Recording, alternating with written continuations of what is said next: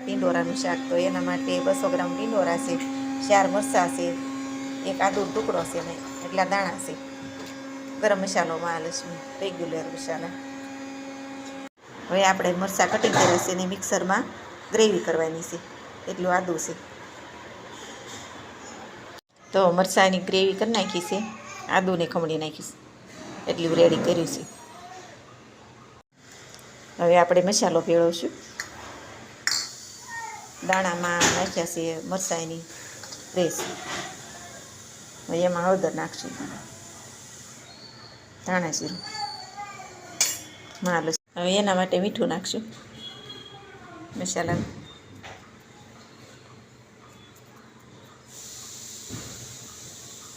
થોડી ખાંડ નાખશું ગળામણ માટે. હવે લીંબુનો રસ નાખશું.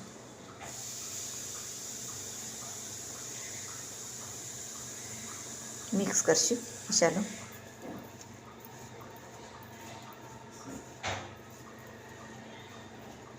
હવે 4 ચમચી લાલ મરચું,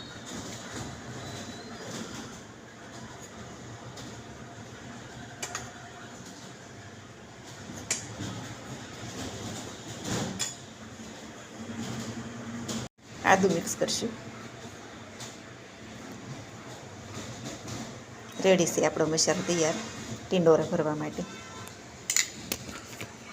હવે ભેગું થઈ જાય એટલે તેલ નાખવાનું, અડધું પાવડું તેલ નાખવાનું મસાલામાં.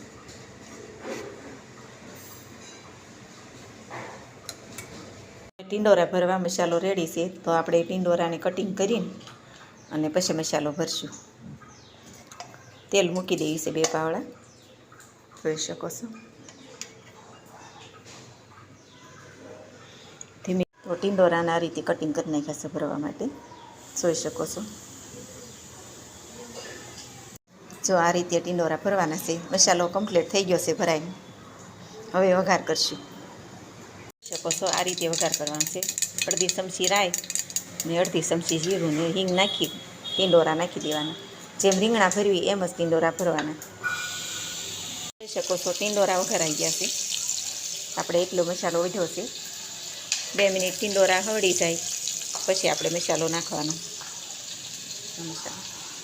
આપણા ટીંડોરા હળી ગયા છે એટલે એમાં મસાલો નાખશું અને અડધો ગ્લાસ પાણી નાખવાનું એટલે સડી જાય. કુકર પછી પેક કરી દેવાનું. હવે રેડી છે આપણું શાક. સર્વ કરશું.